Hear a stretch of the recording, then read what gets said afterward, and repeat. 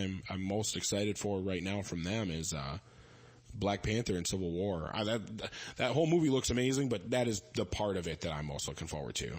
Absolutely, absolutely. He looks so awesome. So awesome. I can't wait to see him fight. And that is a great segue you just gave me, Eric. Yeah. So we're talking about Black Panther. Since we are going to talk about comic books on our comic book podcast, I am going to talk about an issue that dropped this week, Black Panther #1. It's a long anticipated title, had tons of variant comments. It had a lot of press and magazines that normally don't even talk about comic books, and they were hyping this comic book up. So yeah, this is actually a big deal that came out. Black Panther #1. Marvel went and got a very high claim writer. His name is Ta-Nehisi Coates. Now, this is his first time writing comics. However, he has wrote a lot of nonfiction articles, a lot of reports. He's a big-time journalist. He's been on The Daily Show. This guy knows his stuff. He's been around for 20 years just writing just everything. He says he's a big comic fan. He writes a lot of political stories, and he writes a lot about Africa also. So Marvel decided, hey, let him take a shot at Black Panther, see what he can do, see if he can make Black Panther a big deal like everybody else is doing. Because this is the first time a Black Panther book that has been released that people are anticipating to read. Like I said, there's been other ones like Christopher Priest. There's been Reggie Hudlin. They've had some awesome runs on there. Jack Kirby, if you want to put that in. They had some awesome runs on there, but it wasn't people was anticipating Black Panther. It came after the fact when people read the story like, hey, Black Panther was a good story. You might want to go back and read it. So we're trying to see what he's going with the story now. So getting into the story, what we have here is it's the very first part of the story that is basically called A Nation Under Our Feet Part 1. Basically how it opens up. Wait, is this spoilers? You going to spoilers? Not really. I'm not going to go to spoilers. Because there are some spoilers in the first story, but I'm just going to keep it as basic and general as possible. So feel free to, because I want you to pick the story up and read it yourself. All right. Who's ever out there listening. So yeah. So just to open it up that, and this all happened like the first 3 pages anyway, but, Black Panther's at the Vibranium Mound and he's with the workers, but all of a sudden the workers just go nuts and just, it's like a civil uprising. They go crazy, start attacking the guards, start attacking him. And he doesn't know why everything's going crazy, but then apparently Black Panther has some kind of soul technology now. And that's the thing about this story, that the Wakandan technology is insane in this story. Like, they always had it where Wakanda's supposed to be like the most technological civilization in Marvel Comics. When you read the story, there's no question about it, because the tech they have is insane. He has soul tech. His suit, when all the workers just rush Black Panther, he does some kind of crazy force push where he just does something, they just fly away from him. So I'm like, okay, that was pretty cool what he just did, you know. But when he tries to track down the person, so basically it's one person that's actually making them act crazy and go nuts and things like this. But it turns out this person that's doing it, we found out later on that they didn't necessarily make them crazy.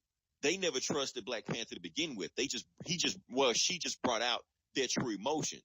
So Wakanda in general has an issue with Black Panther because all the stuff that has happened with them. Thanos has attacked Wakanda. Dr. Doom has flooded them, or Namor has flooded them. Somebody did something to him. So they no longer trust him. Plus, he's been off doing his Avenger thing and what else thing. So they no longer have faith in Black Panther anymore. So Black Panther to find this person that's turning his country against him. He has to win back the trust of his country. Then there's a whole nother plot with his stepmother that's doing, I'm not even going to get there because it's actually a spoiler there.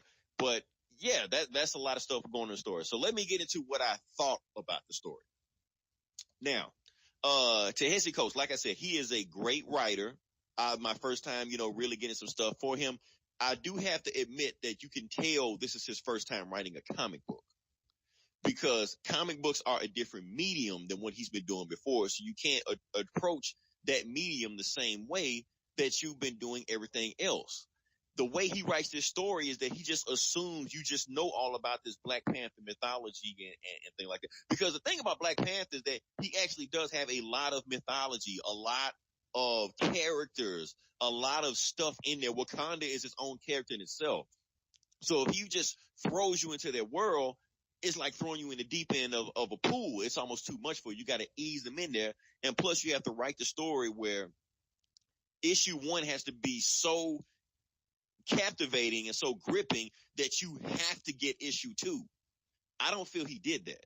I feel like this didn't feel like an issue 1. It felt like an issue 26. Like you just pick up a book in the middle of it and just start in the middle of the story and just go. That's episode not how you 4. Exactly. That's not how you want to start your comic book series when it's the very first book that everybody's picking up. That first issue has to pull out all the stops and have to kill. And then on top of that, there's actually very little Black Panther in the story. You got Black Panther at the beginning, like I was saying, fighting with the vibranium mound, chasing the person who did this. Then he disappears. The story starts going about somebody else. And then he shows up like at the very end doing something else. So the story is really about Wakanda, but it felt like the story itself was all over the place. You want to center it down on T'Challa. Who is he? Why is he doing what he's doing? Show me some more cool stuff with him. Let's get into the psyche and dig into him. And I don't feel like they got to the core of T'Challa. I think it was too broad and too all over the place for a first issue. So, like I said, an experienced comic writer, they would have known what to do with the first issue.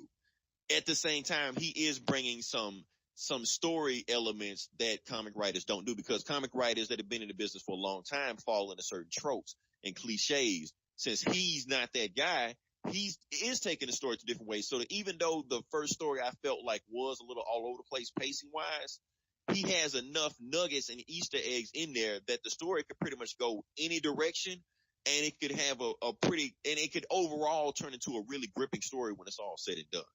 So hopefully he can pull it together. It is a good story. I do recommend it. Do want you to read it. And another thing about the story that I do feel like it was a little, and this is me saying this now. This is me saying this. I feel like the story was a little too political for its own good.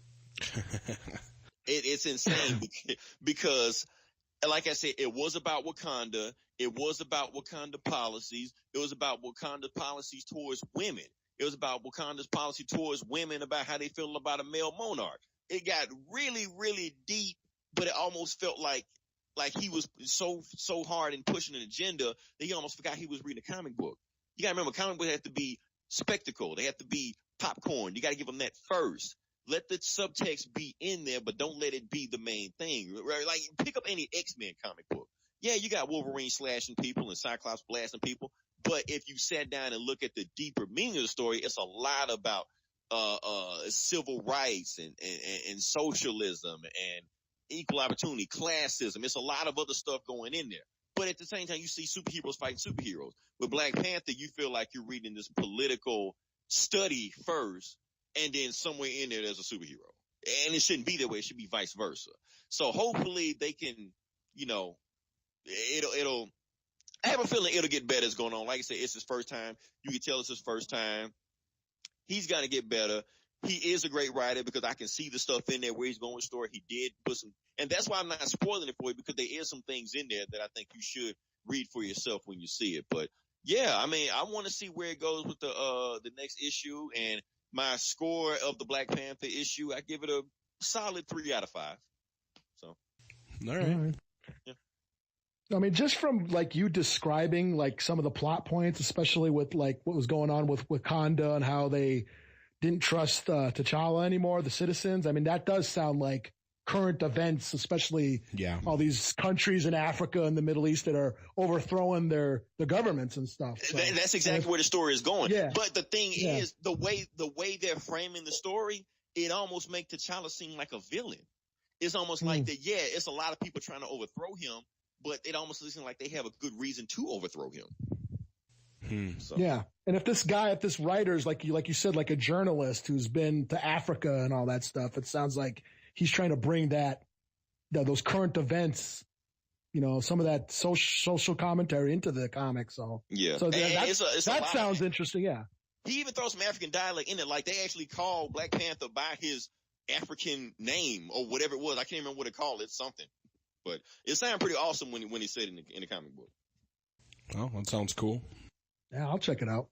The only thing that makes me wonder is, like you were saying, you kind of get thrown into it and you got to know a lot about the character. I don't know anything about the character. I'm stoked to see him in Civil War. And that's the thing. If you don't know anything about the character, they are throwing you just in the deep end.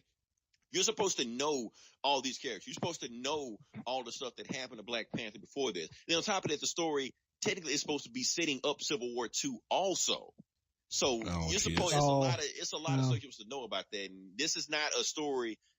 It's not an introductory story for Black Panther, which I think that's what it felt at. Where when I read Iron Man, it felt like it was an introductory story.